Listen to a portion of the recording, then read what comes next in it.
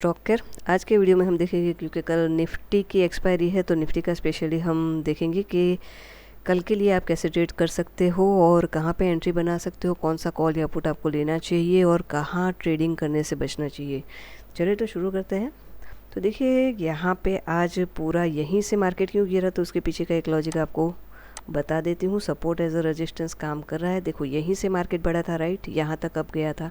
अब यहाँ से जब नीचे आ रहा है तो कल इसके नीचे इसने क्लोजिंग दे दी। कभी भी कोई भी लेवल सपोर्ट के नीचे अगर क्लोजिंग दे देता है तो मोस्ट प्रोबेबली क्या करता है, जो स्टॉक या इंडेक्स है वो क्या करेगा, अगेन उसको क्या करेगा, रिट्रेस करने के लिए बेटर प्राइस के लिए चाहता है।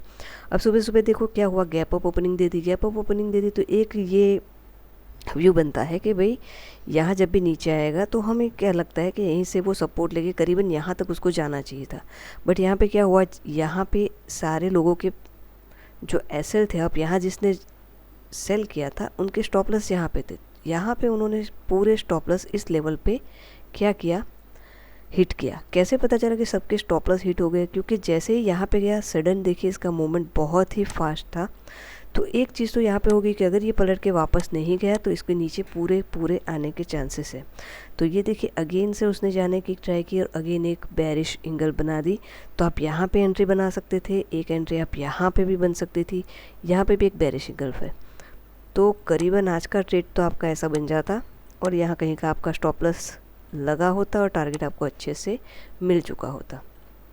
अब देखिए देखने वाली चीज़ दूसरी है कि देखिए ये ब्रेक करके कैसे सडन ये डाउन गया है। तो यहाँ पे बाइंग कोई भी किसी भी मतलब एंगल से बाइंग बन ही नहीं रही थी वैसे, और यहाँ पे ऑलरेडी सेलिंग की आपको इंडिकेशन टोटल प्राइस ने खुद अपने आप से दे दिया है। तो सिर्फ ये ग्रीन कैंडल बढ़ रही है इसलिए आप बाय करोगे तो आपका स्टॉप लॉस डेफिनेटली हिट होगा। तो ये आपको ध्यान में रखना है कि अगर ऐसा सडन मूव आता है तो ये पूरा क्या है, रिट्रेसमेंट। तो यहाँ पे बाय करना अवॉइड कीजिए। इसमें होगा कि जैसे ही अप जाता है तो आप सेलिंग अपॉर्चुनिटी ढूंढिए। वैसे ही यहाँ पे देखो आज एक और सिनारियो बना है। यहाँ क्या है, शार्प ये देखो डाउन आया है। अब क्या हो रहा है, प्राइस अगेन एंड अगेन अब जाने की ट्राई कर। इसको आप 15 मिनट में बड़े टाइम फ्रेम में देख लोगे तो आपको क्लियरली दिख जाएगा ये 1 2 3 4 5। तो एक चीज़ आप समझ लीजिए, ये चीज़ क्या हो गई, ये एक रेजिस्टेंस हो गया। मतलब कि 19,257 से लेके 19,226 के लेवल तक जब प्राइस जाएगा तो अगेन एक सेल ऑफ हो सकता है। अगर सेल ऑफ होगा तो पहला आपका टारगेट जैसे यहाँ पे है 19,000। 1 आवर में जाके देख लेते कौन सा है जो गैप है पिछला, वो फिल होने के पूरे चांसेस रहेंगे।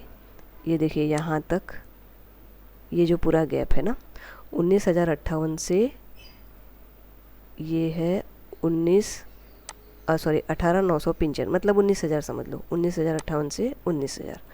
तो एक ये फर्स्ट टारगेट आने के पूरे चांसेस है। अगर अब जाता है तो आप बाइंग का कोशिश मत कीजिए। अगर आपको बाय करना भी है तो जब तक इसके ऊपर सस्टेन करना नहीं शुरू करें। कौन सा लेवल है ये, 19,257।